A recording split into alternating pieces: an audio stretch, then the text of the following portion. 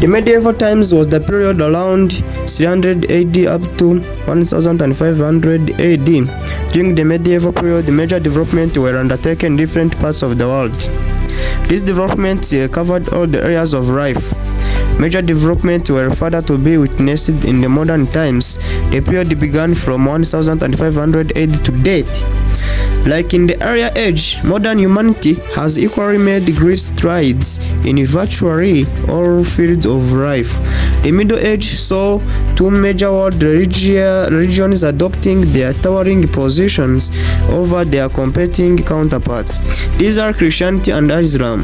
The Church rose in Europe in a period of the medieval age known as the High Middle Age. Islam was to follow hot on its heels. The two religions attracted many followers in different parts of the world. The same has been witnessed in the modern times.